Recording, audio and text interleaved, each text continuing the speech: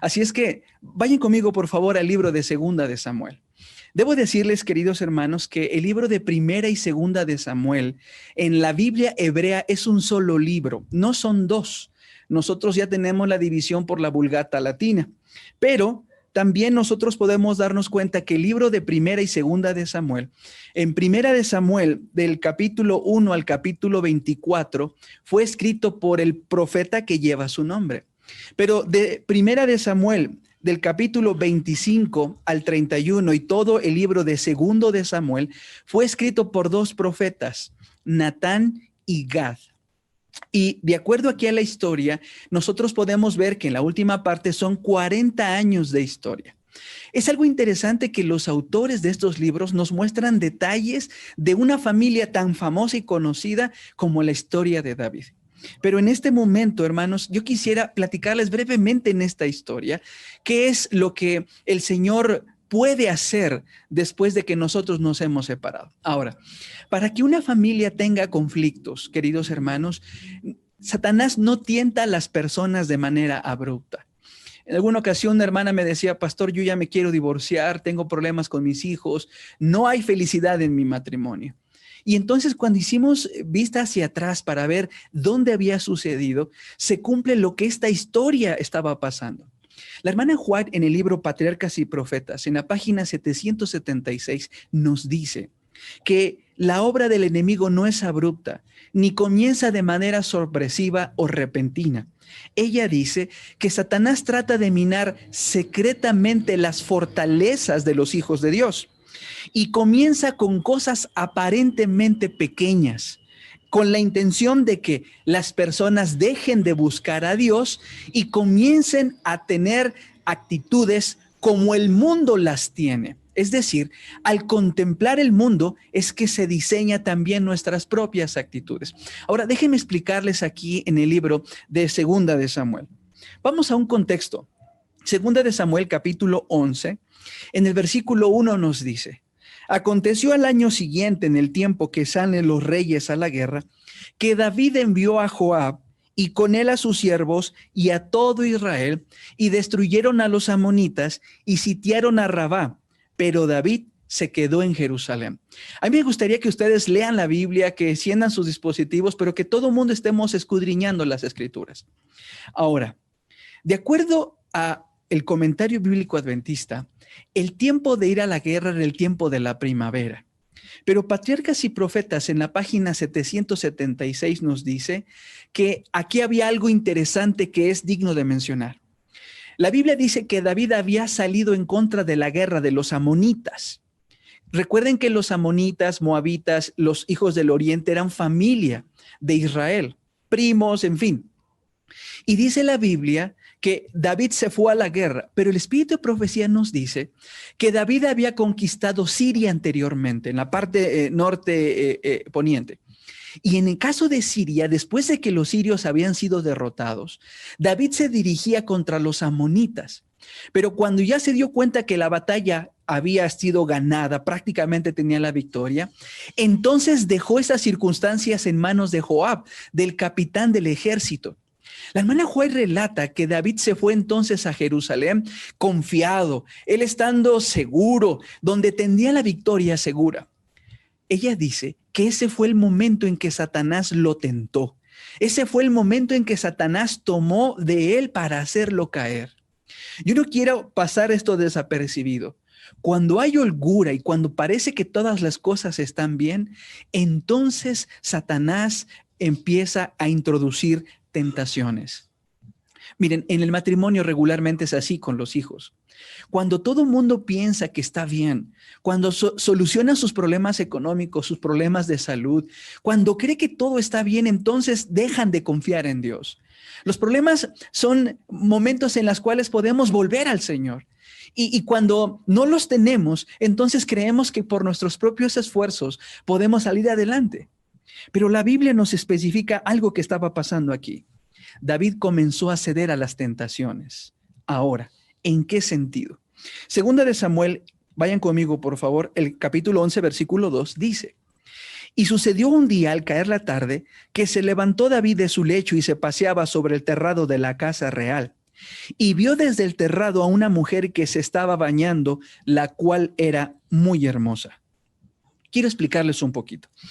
En la Biblia, ahí en 2 de Samuel, en el capítulo 5, vayan conmigo por favor, 2 de Samuel capítulo 5, versículo 9, nos ilustra cómo eran las circunstancias alrededor de la casa de David. 2 de Samuel capítulo 5, versículo 9 dice, y David moró en la fortaleza y le puso por nombre la ciudad de David y edificó alrededor desde Milo hacia adentro. Lo que la Biblia nos dice y la arqueología ha descubierto es que en el caso de David, David comenzó a establecer su casa y alrededor de su casa tenía otras casitas que se construían a su alrededor. Entonces nosotros podemos entender lo que dice 2 de Samuel capítulo 11 en el versículo 2, lo que en las excavaciones nos dicen, que había la casa de David y alrededor otros hogares. Ahora, el comentario bíblico adventista en el tomo 2, en la página 645, nos dice que las casas en el tiempo de David eran de 4 cuartos, 4 espacios en un mismo predio. Y regularmente había uno que estaba abierto, es decir, que se podía ver hacia el cielo. Pero el principio de decencia, el código de decencia, nos decía que era imprudente ver a una persona o a su vecino a través del techo. Sin embargo, la palabra de Dios menciona que había un problema para David. Y ojo, mis queridos hermanos, en 2 de Samuel capítulo 12, en el versículo 11, Natán le dice a David cuál era su problema. 2 de Samuel, en el capítulo 12, en el versículo 11, le dice, así ha dicho Jehová, he aquí yo haré levantar el mal sobre ti de tu misma casa, y tomaré tus mujeres delante de tus ojos y las daré a tu prójimo, la cual yacerá con tus mujeres a la vista del sol. Natán le había dicho a David que su problema eran sus ojos. Ahora, por favor, queridos hermanos, el proceso que David tuvo es que era un rey extraordinario. Él buscaba a Dios, pero cuando comenzó a pensar que él podía solo sin la necesidad de la ayuda divina, entonces comenzaron los problemas.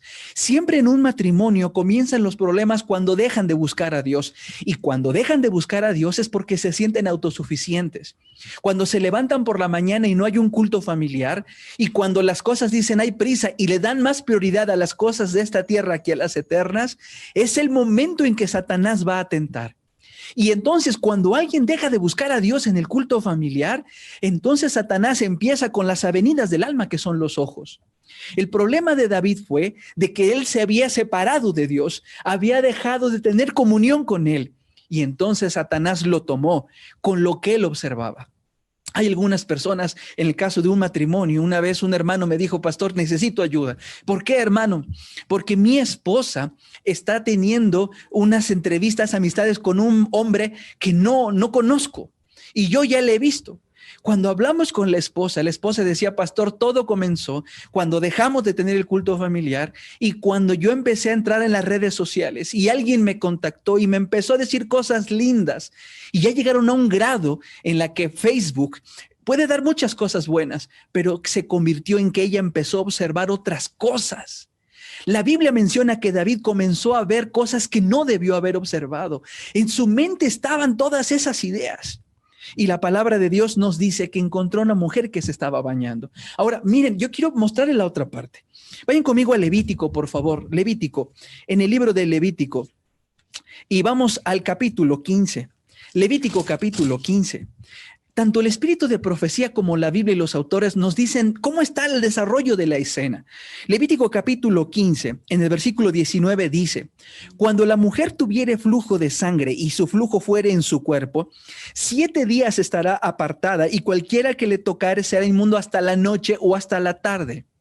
De acuerdo a la palabra de Dios, el término que utiliza el autor, en este caso del capítulo 11 de 2 de Samuel, nos dice que esta mujer que se estaba bañando utiliza una palabra en hebreo para decir mikvé, es decir, que el baño que estaba haciendo esta mujer no era un baño para seducir al rey, sino era un baño después de su del ciclo menstrual.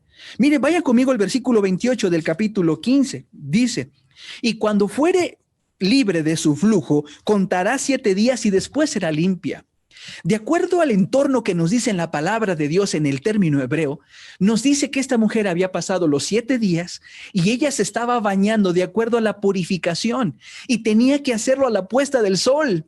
Pero la Biblia nos está diciendo a nosotros que David sabía que esto estaba sucediendo a la puesta del sol. Y entonces nos dice la Escritura que él estaba pendiente de que esto sucediera a la puesta del sol. Ahora, vamos a identificar a esta dama. Vayan conmigo a 2 de Samuel, por favor, capítulo 11, versículo 3. A mí me gusta que ustedes lean la Biblia, hermanos. Me gusta que leamos la Biblia porque es ella la que tiene poder. Ella es la lámpara, no el ser humano. 2 de Samuel, capítulo 11, dice el versículo 3. Envió David a preguntar por aquella mujer y le dijeron, aquella es Betsabé, hija de Eliam, mujer de Urías Eteo. La palabra de Dios dice que él pregunta, ¿quién es esta mujer que se está bañando?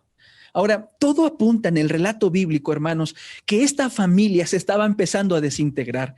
Primero porque dejaron el culto familiar, porque dejaron de buscar a Dios mañana y tarde.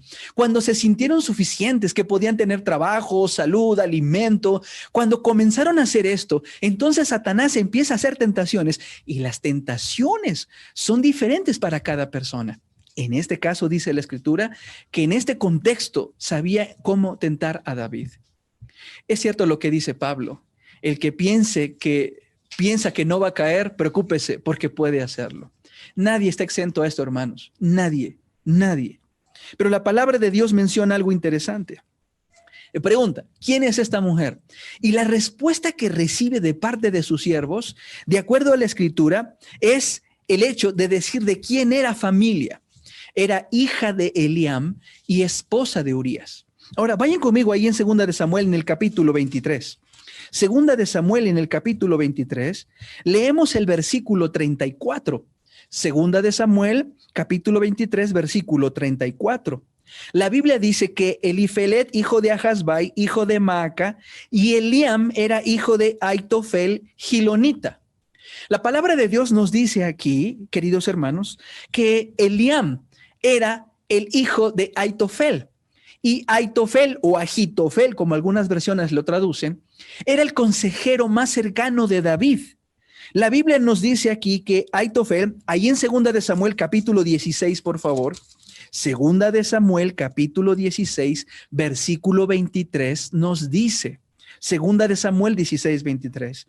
Y el consejo que daba Aitofel en aquellos días era como si se consultase la palabra de Dios.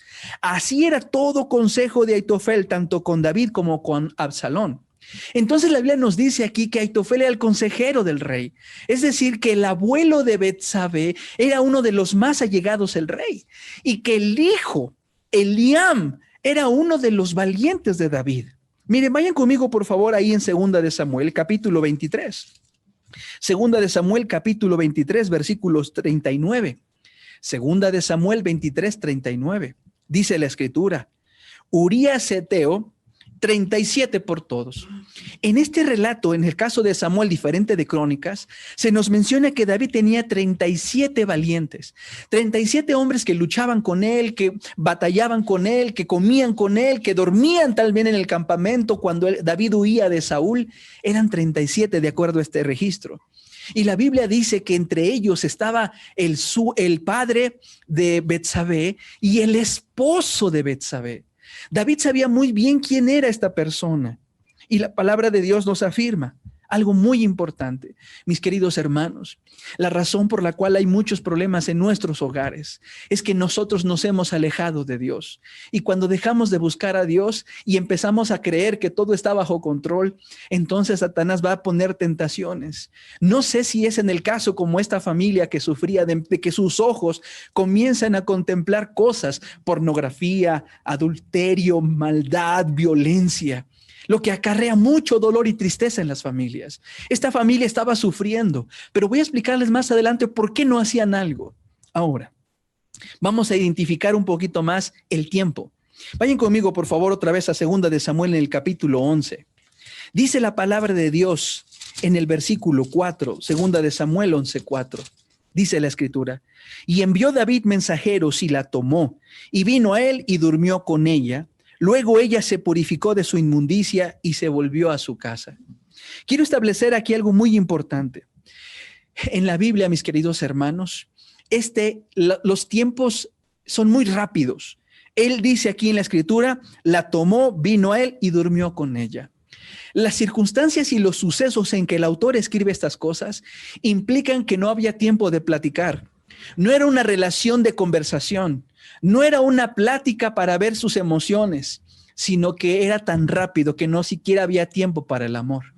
La cuestión aquí importante es que el tiempo verbal que se utiliza aquí es un tiempo verbal muy parecido a lo que utiliza el mismo autor y otros autores. Vamos a Génesis, por favor. Génesis capítulo 34, por favor.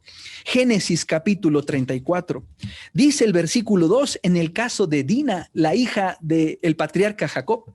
Dice la Escritura en Génesis capítulo 34, versículo 2. Dice, y la vio Siquem, hijo de Hamor Hebeo, príncipe de aquella tierra. Y miren el tiempo, y la tomó y se acostó con ella y la deshonró. Saben que en la Biblia ese es un patrón que habla de una sola cosa, violación sexual. No es el único caso. Vayan conmigo ahí mismo en 2 de Samuel, en el capítulo 13, por favor. 2 de Samuel, capítulo 13, versículo 14. Segunda de Samuel, capítulo 13, versículo 14. Y aquí establecemos una relación en el caso de los hijos de David. Y vamos a hablar en la semana. Pero aquí vamos a hablar de uno, de Amnón, el hijo mayor de David, que queriendo codiciar a su media hermana Tamar, finalmente consigue que vaya a su alcoba, a su cuarto. Y dice la palabra de Dios en 2 de Samuel 13, 14. Mas él no la quiso oír, sino que pudiendo más que ella, la forzó y se acostó con ella. El tiempo verbal, que es muy rápido, nos habla que en el caso de David y estas ocasiones era una violación sexual. Betsabé no estaba provocando al rey, pero el rey, que era en su tiempo fue mencionado como un hombre conforme al corazón de Jehová, había alejado completamente de la presencia del Señor. Pero mis queridos hermanos, y aquí viene un gran conflicto. Dice el 2 de Samuel en el capítulo 11, por favor. 2 de Samuel capítulo 11, versículo 5. Dice la Escritura, y concibió la mujer y envió a hacerlo saber a David diciendo, estoy embarazada. Miren, en estas circunstancias es complicado, pero la palabra de Dios nos dice a nosotros, en este contexto, hermanos, que Betsabé, cuando finalmente David abusó de ella, dice la Biblia que ella se purificó. ¿Pero en qué sentido? Vayan conmigo a Levítico capítulo 20, por favor. Y cuando ella le avisa a David, Levítico capítulo 20, vamos a ver las reglas que en aquel tiempo se daban. Levítico capítulo 20, versículo 10 dice, Levítico 20, 10. Si un hombre cometiera adulterio con la mujer de su prójimo, el adúltero y la adúltera indefectiblemente serán muertos.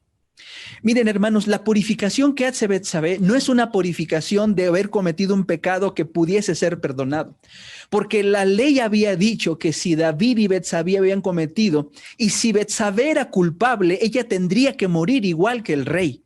Pero no era por eso, no era por eso. Dice Patriarcas y Profetas que con el tiempo los súbditos del rey sabían lo que había hecho David, pero por como era el rey, nadie quiso hacer nada. Nadie actuó. Pero aquí algo importante. La palabra de Dios enfatiza. Vamos otra vez a 2 de Samuel, capítulo 11, versículo 5. Cuando Betsabé le dice a David que está embarazada, ella le manda a decir. No es una circunstancia en que trataban en secreto. Ella manda a alguien y David responde también con un mensajero. Aquí hay algo preocupante, muy preocupante. Vayan conmigo, por favor, ahí mismo, el capítulo, 2 de Samuel, capítulo 11. Vayan conmigo al versículo 27. Dice, y pasado el luto envió David y la trajo a su casa, y fue ella su mujer, y le dio a luz un hijo, mas esto que David había hecho fue desagradable ante los ojos de Jehová. No van a hallar ustedes ningún texto en la Biblia, ni el espíritu de profecía que diga que lo que había hecho Betsabé. La Biblia y el espíritu de profecía solamente implican como responsable a David. Esto que había hecho David ante los ojos de Jehová fue desagradable. De hecho, en el capítulo 12, ustedes van a darse cuenta del versículo 1 en adelante, que cuando llega el profeta Natán y le cuenta una historia al rey, él teniendo a toda la gente y haciendo juicio, le dice, había un hombre rico que una vez vinieron algunos a comer con él y acompañarle, pero se dio cuenta que al preparar alimento, tomó en lugar de las muchas ovejas que tenía él, al que tenía una sola oveja y que la amaba como si fuese su hija. A él le quitó esa oveja y con eso preparó alimento. Cuando Natán le pregunta a David, ¿qué se debe hacer? David responde, el tal merece morir y debe pagar con 4 tantos, 4 ovejas más. Entonces Natán le dice, entonces rey, quiero decirte que tú eres el de esa historia. La intención de Natán era que la respuesta de David tendría que ir en 3 direcciones. La primera y la más importante, que el rey reaccionara en su camino a destruir a toda su familia, y porque las decisiones que él tomó también tuvieron consecuencias con sus hijos, con su familia. La segunda es que se diera cuenta aquí que él estaba haciendo un gran error, un gran problema, y que él era el responsable, no la oveja, no Betsabé, él era el responsable. Y como acabamos de leer, la Biblia dice que él la toma como su mujer cuando no era su mujer, sino que ella todavía reconocía a Urías después de que había muerto por indicaciones del rey. Mis queridos hermanos, la culpabilidad cae sobre David y le dice, tú eres ese hombre. Queridos hermanos, en nuestras sociedades cada vez tenemos más problemas y dificultades. La razón por la cual David no quería hacer más era por una cosa, era su orgullo. Sabe que nuestro orgullo es lo peor que nosotros como seres humanos podemos tener. Él tenía miedo al sentirse rechazado como el rey de Israel, a decir que había cometido un error. Él tenía mucho temor. ¿Y saben cuál es la razón por la cual a veces nosotros en familia no buscamos una mejoría? Por la misma razón. Porque como padre de familia yo no puedo decir cometí un error al tratar mal a mis hijos. Y no lo voy a decir porque puedo perder autoridad como papá. Tal vez una mamá diga, yo tengo miedo de perder una autoridad como madre y decirles que también me he equivocado. O los hijos que tienen miedo a perder de alguna manera un estatus, y lo más práctico que sale en la batalla de la familia es el orgullo, pero es el temor a perder algo. David tenía miedo, mucho miedo a perder a sus súbditos, a su familia, a su reino, pero ese miedo que era fundado por el orgullo había destruido a su familia. ¿Sabes? Tú que me estás viendo, escuchando ahora. Durante esta semana, lo que vamos a hacer es pedirle a Dios que nos ayude de manera sistemática cómo hacer a un lado nuestro orgullo. Nos va a enseñar a través de la Escritura cómo reparar nuestras relaciones como familia. Nos va a instruir qué tenemos que hacer. Y aunque nosotros no hemos sido educados para ser padres o ser esposos, en la Biblia y en Cristo Jesús encontramos el fundamento para muchas cosas más. Nunca es demasiado tarde. La Biblia menciona algo importante. Vayan conmigo a Hebreos, por favor, capítulo 4. Hebreos, capítulo 4. La Escritura nos muestra algo muy importante. Hebreos, capítulo 4, versículo 13 nos dice, Hebreos 4:13. Y no hay cosa creada que no sea manifestada en su presencia. Antes bien, todas las cosas están desnudas y abiertas a los ojos de aquel a quien tenemos que dar cuenta. Saben, hermanos, nosotros no podemos nada esconder de los ojos de Dios. Y solamente el Señor sabe cuántos problemas hay en cada familia.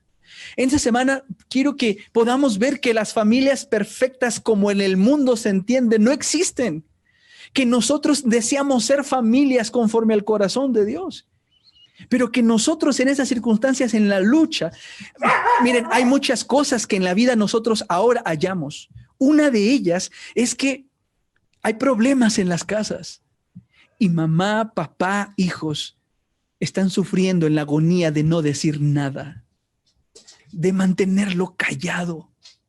Pero la Biblia dice que Dios tanto amó a David que permitió que las cosas fueran diferentes. Lo hizo porque lo amaba. Miren, el reproche del profeta tuvo a bien conmover el corazón del rey. Se despertó su conciencia y su culpabilidad le apareció tan enorme que entonces le pidió perdón a Dios.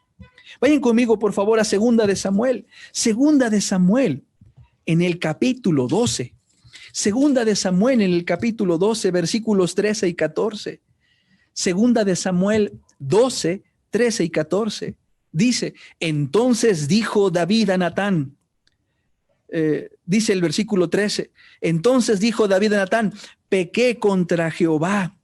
Y Natán dijo a David, también Jehová ha remitido tu pecado, no morirás. Mas por cuanto con este asunto hiciste blasfemar a los enemigos de Jehová, el hijo que te ha nacido ciertamente morirá. Hermanos, la Biblia es clara cuando dice que cada uno morirá por su propio pecado. Pero en esta historia, el Señor nos ilustra una gran lección. Nos ilustra que el Señor en la reflexión, lo más difícil de una familia, créanme, lo más difícil para un padre, una madre, es ver que la consecuencia de sus acciones y sus decisiones tienen que arrastrarla a sus hijos. Eso es lo más difícil. Y nos vamos a dar cuenta en la semana que nuestros hijos tienen el carácter nuestro y que nosotros hemos construido, pero Dios tiene la solución. No es demasiado tarde. Pero la Biblia se dio cuenta en este caso, cuando Natán se acercó y le dijo a David, con 4 tantos, dijo David, ¿tendrás que pagar? El espíritu de profecía dice que esas 4 tantos eran sus primeros 4 hijos, que tendrían que llevar la consecuencia de su carácter, porque ellos se desviaron también como su padre en lo que veían. Ellos asesinaron, violaron, hicieron mal las cosas. Mis queridos hermanos, yo ruego a Dios que esta semana volvamos al Señor y podamos detener un proceso que nos está llevando a muerte. La palabra de Dios nos ilustra lo que había sucedido. La historia de David nos suministra motivos para tolerar el pecado. David fue llamado hombre según el corazón de Dios cuando andaba de acuerdo a su consejo, pero cuando David pecó, dejó de serlo hasta que vino algo extraordinario, el arrepentimiento. Y entonces Dios lo tomó. Hermanos, dice el espíritu de profecía que desde el momento en que David había violado a Betsabé, había pasado cerca de un año, y parecía que David tenía todo controlado. Había una falsa seguridad. Y cuando vino el profeta y le mostró a David su problema, y sus súbditos lo habían descubierto, sabían, pero nadie quería hacer algo. ¿Saben qué fue lo peor que pudo haber pasado? Mis queridos hermanos, familia, el ministerio. Dios nos llamó para ayudar a las personas, no para juzgarlas. Pero seguramente hay mucha gente que está sufriendo en casa sin decir lo que tiene en su corazón. Y puede acercarse con confianza a su pastor, su servidor. Y lo único que haremos será dirigirles al Señor. En la semana habrá retos que haremos como matrimonios, algunos cuestionarios que haremos de manera anónima. Pero aquí lo importante es salvar una familia. Lo que dice aquí la Escritura es importante. Cuando David se dio cuenta de cuál era su pecado, él escribió algo maravilloso. Vayan conmigo a Salmos, por favor. Salmos. Hay personas que necesitan ayuda. Hay personas que requieren apoyo. Salmo capítulo 51, dice el versículo 1, este salmo fue escrito, ustedes leen ahí, arrepentimiento y plegaria pidiendo purificación. Y el título o subtítulo de este salmo dice, al músico principal, salmo de David, cuando después que se llegó a Betsabé, vino a él Natán el profeta. Después de que David fue descubierto su pecado y que el Señor lo hizo público, David escribió este salmo. Versículo 1, ten piedad de mí, oh Dios, conforme a tu misericordia. Conforme a la multitud de tus piedades, borra mis rebeliones. Lávame más y más de mi maldad y límpiame de mi pecado. Versículo 7, purifícame con hisopo y seré limpio. Lávame y seré más blanco que la nieve. Versículo 10, crea en mí, oh Dios, un corazón limpio, una mente limpia, y renueva un espíritu recto dentro de mí. La palabra de Dios es clara. Saben, hermanos, los primeros dos reyes de Israel, ellos tenían la intención de ayudar a un pueblo, pero había una diferencia muy marcada. La diferencia entre Saúl y David era que aunque los dos cometieron pecado, aunque los dos tuvieron acciones equivocadas, cuando a Saúl le señalaban su error, él siempre ponía 1000 pretextos para decir que alguien más era el culpable. Pero cuando a David le hicieron ver su pecado, David se arrepintió sinceramente y pidió perdón a Dios por sus pecados. La diferencia entre los hogares que van a ser victoriosos y los hogares que van a seguir sufriendo, enfermando y teniendo problemas será una sola: que aquellos que dicen, Señor, sí, hemos cometido muchos errores, pero por favor restaura nuestro matrimonio, restaura nuestra familia. ¿Será la decisión para el éxito, la victoria, o la tristeza y el fracaso? La historia de David nos ilustra. David no oró pidiendo solamente perdón, sino que también pidió algo que vamos a ver en la semana. No es suficiente pedir perdón. Hay que pedirle a Dios que purifique nuestro corazón, nuestra mente. Y vamos a ver cómo se hace eso en la semana. David no abandonó la lucha en su desesperación, sino que vio la evidencia del perdón y la aceptación de Dios para caminar en la promesa hecha por Dios a los pecadores arrepentidos. Dios nos dice y nos saca del mal, pero nos dice qué hacer después. Y esta semana vamos a ver qué hacer. Generalmente, hermanos, las personas no pecamos porque lo deseamos hacer. Nadie quiere hacerle daño a su esposa. Nadie quiere hacerle daño a sus hijos. Nadie quiere hacerle daño a su esposo, a sus padres. No, hermanos, esto hace difícil que sientan pesar, porque cuando cometemos un error se siente peor, como una losa que no podemos soportar. Y cuando nadie te puede ver, tal vez te desahogas delante de Dios y dices, Señor, no quiero ser así. Pero cuando te presentas delante de la familia, ellos ven otro rostro y tú piensas que deben ver otro rostro. Pero el propósito es hallar un arrepentimiento y la purificación del corazón. Dios puso algo importante a David. Vayan conmigo a 2 de Samuel, por favor. 2 de Samuel, en el capítulo 12. La Biblia nos enfatiza algo importante aquí. La Biblia menciona que después de la crisis que tenía el rey y que el Señor por amor a David había hecho público. Miren, mis queridos hermanos, hay ocasiones en las que Dios hace públicas las cosas cuando por nosotros mismos no reconocemos nuestros errores. Y no es con el interés de avergonzar a nadie, sino con el interés de rescatar un matrimonio y una familia, unos hijos. En este caso, Dios quería rescatar a David. Y se van a dar cuenta, si ustedes analizan el primero y segundo libro de Samuel, hay un antes y un después de este capítulo. De hecho, en el texto, al igual que en la época de Saúl como en este de David, el libro habla sobre un parteaguas en la historia, y es el capítulo 11 y 12 en la historia de David, porque después de este capítulo, aunque las consecuencias de las decisiones tenían que pasarlas, David tomó otras decisiones. Ahora miren, dice 2 de Samuel capítulo 12, que David estaba triste. Versículo 24. Y consoló David a Betsabé, su mujer. Había muerto ese niño. Y llegándose a ella, durmió con ella.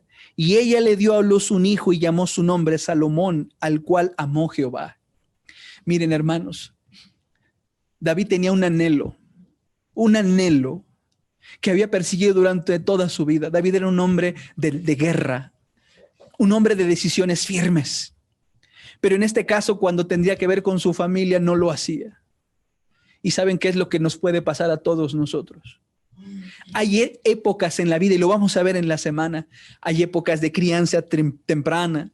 Hay otras que es el último tiempo para modelar, pero va a haber ocasiones en que ya el rol de padre ya no puede seguirse como antes cuando uno tiene hijos adolescentes. Eso lo vamos a ver el viernes. ¿Y qué hacer en estas circunstancias? ¿Qué nos va a decir la Biblia? Pero aquí en este caso dice la Escritura que David tenía un anhelo. Le puso a su hijo un nombre, y ese nombre no es con la intención más que decir cuál era el anhelo, el grito del rey. Salomón.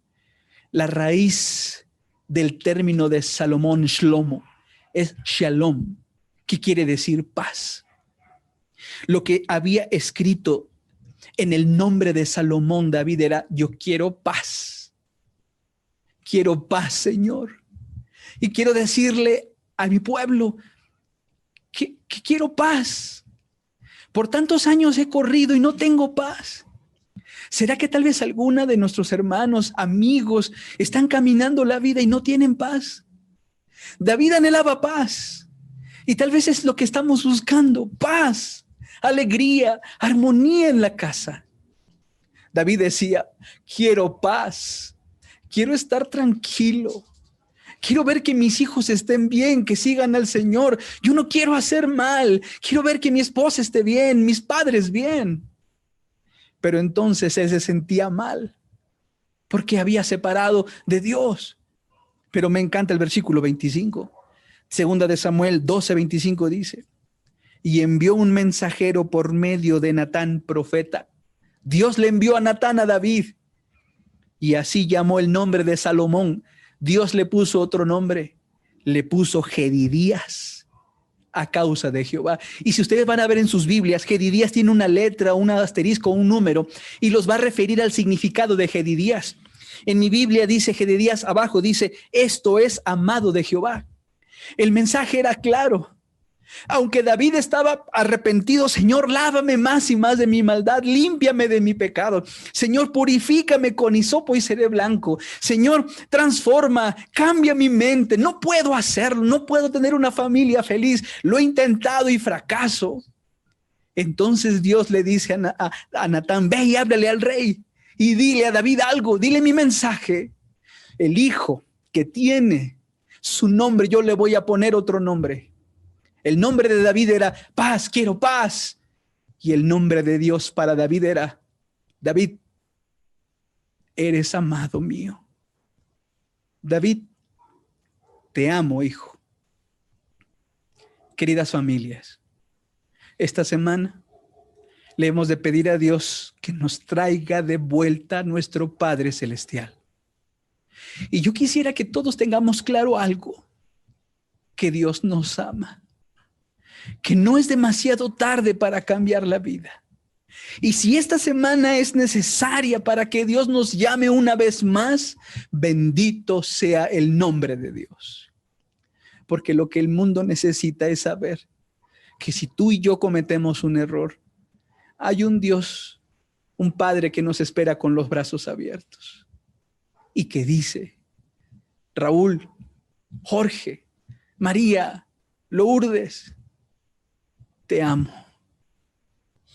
Y aun cuando hayas dañado a tu esposa, te amo. Cuando le hayas hecho daño a tus hijos, yo te amo, dice el Señor. Hijos, si le has hecho daño a tu papá, tu mamá, dice el Señor, yo te amo. Yo puedo darte una hoja nueva para escribir. Y eso es lo lindo de las Escrituras. Y si el Señor va a restaurar nuestros hogares, será con el único pensamiento: que hay un Dios que nos ama. En esta semana, en los errores de la vida, le vamos a pedir al Señor la presencia de su Espíritu Santo, donde vamos a aprender no solo a pedir perdón, sino también a cómo hacer para purificar el corazón y restaurar la familia. Saben que esto nos va a ayudar a todos nosotros. Nos va a ayudar a tomar buenas decisiones. Y la decisión más grande será acercarnos a Jesús como el único que puede salvarnos. En esta hora, mis queridos hermanos, me gustaría que escuchemos el canto que vamos a entonar durante la semana. Y después de ello vamos a pedirle a Dios, y mientras estamos cantando este canto, le vamos a pedir a Dios que nos perdone, que nos restaure, que nos ayude. Si tú te lo sabes, cántalo, por favor. Y después vamos a pedirle al Señor que nos guarde, que nos ayude. Yo quisiera pedirte que en esta ocasión, mientras está dando el canto, acércate a tu esposa, acércate a tu esposo y a tus hijos y diles que los amas. Y dile: vamos a comenzar esta semana con la ayuda de Dios. Perdóname. Dile. Deja el Espíritu Santo que actúe. Pero esta es la oportunidad de Dios. Mientras estamos en este canto, acércate a tu familia. Si no estás cerca, llámale un mensaje o dale un mensaje. Mamá, te amo, perdóname. Papá, hermano, hermana, quiero decirte que te amo. Nunca es demasiado tarde. Pero mientras escuchamos este canto y cantamos, acérquese con su familia, que después de eso vamos a orar juntos, a pedirle a Dios que nos bendiga durante toda esta semana. Inviten a otros, porque estoy seguro que el Espíritu Santo hará algo grandioso con la palabra de Dios. Porque la Biblia dice que cuando Cristo Jesús se ha levantado, muchos vendrían hacia Él. Vamos a participar.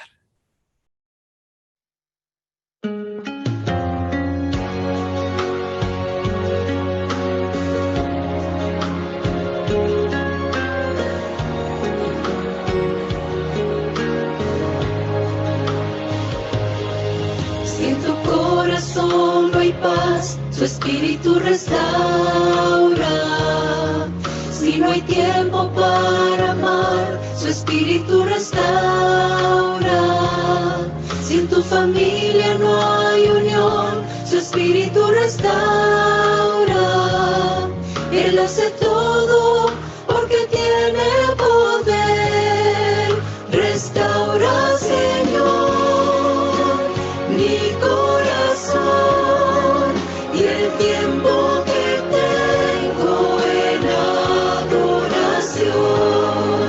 Restaura mi hogar, mi tiempo al orar. Yo sé que tú puedes, pues eres quien da el poder que restaura.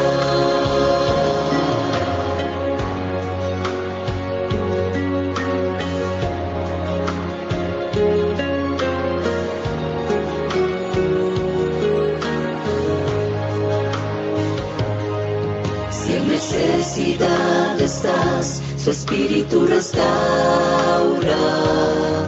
Si existe enfermedad, su espíritu restaura. Si tu fe se disipó, su espíritu restaura. Él hace todo porque tiene poder. Restaura, Señor, mi corazón y el tiempo que tengo en adoración. Restaura mi hogar, mi tiempo al orar. Yo sé que tú puedes, pues eres quien da el poder que restaura. Yo sé que tú puedes, pues eres quien da el poder que restaura.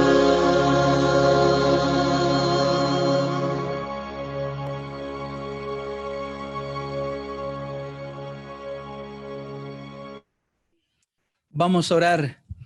Qué bien se siente, hermanos, el poder darle un abrazo a tu familia, a tu esposa, a tu esposo, a tus hijos. Qué bien, uno descansa. Descansa. Y esta semana Dios hará algo maravilloso. Les pido, por favor, están cerca de su familia, después de que le dieron un abrazo, un beso, le dijeron que lo amaban y que cometemos muchos errores, pero que Dios nos ama y que vamos a salir juntos adelante con la ayuda de Dios. Vamos a orar. Querido Padre, en esta ocasión, Señor, no cabe duda que tu Espíritu Santo ha estado con nosotros. Nos hemos escondido detrás de la roca que es Cristo Jesús. Y en medio de la tempestad y las dificultades, Señor, tú llamas a tus hijos vez tras vez. Señor, tu palabra es extraordinaria. Ella no esconde las cosas buenas y negativas de las familias. Nos demuestra la realidad que vivimos todos los días. Y hoy, Señor, nos has hecho un llamado a volver a ti, a que tú nos des esperanza y paz y que restaures nuestros hogares. Perdónanos, Señor, por favor. Hemos cometido muchos errores con nuestro matrimonio y con nuestros hijos. Y tú sabes que no deseamos hacerlo. Pero en este mundo, Señor, al alejarnos de ti y al contemplar con las avenidas del alma otras cosas, nos llevan por caminos que no debemos seguir. Señor, llámanos, extiende tu mano y sácanos. Por favor, condúcenos por caminos de paz, por caminos de esperanza, de alegría. Señor, como padres, queremos encomendar a nuestras familias en tus manos. Señor, ayúdanos a ser buenos papás, buenos esposos. Que nuestros hijos y nuestra familia puedan ver en nosotros que tenemos un encuentro con Dios todos los días. Y que aunque cometamos errores, podamos expresar que amamos y que deseamos, Señor, cuando tú nos preguntes, dejarte a una familia, nosotros, nuestros hijos, nuestra familia, esperando la venida de Cristo. Señor, da amor a nuestro hogar. Bendice a nuestras hermanas. Permite, oh Dios, que su corazón puedan nacer esas palabras de aprecio y de cariño que hacen mucho más que las palabras tal vez de censura. Te rogamos por nuestros hijos, Señor. Queremos pedirte que salves a nuestros hijos. En las épocas de la vida que disfrutamos cada una de ellas, al final nos damos cuenta que ellos tienen que tomar su sola decisión. Permite, oh Dios, que la educación que ellos reciben en casa, cuando llegue el momento en que tomen sus propias decisiones, ellos puedan elegir por Cristo Jesús y que hallen salvación en nuestro Redentor, en Jesús, nuestro Salvador. Señor, bendice a mis hermanos ahora en las familias que aquí representamos y que al comenzar, Señor, este ciclo de conferencias, permite, oh Dios, que muchas personas vengan y que puedan darse cuenta que en la Biblia hay consejos que nos pueden guiar a la felicidad. Señor, te amamos y hoy nos has dicho que nos amas con un amor enorme. Gracias, Señor, porque somos la creación más excelsa de este universo y porque somos príncipes y princesas, hijos de un rey. Gracias, Señor, porque nos amas. Bendice al pastor, Señor, a su esposa, a sus hijos. Bendice a cada anciano, representante de las iglesias, los líderes de la iglesia. Y ayúdanos ahora a trabajar por la salvación de las almas. Te lo rogamos en el nombre de Cristo Jesús. Amén.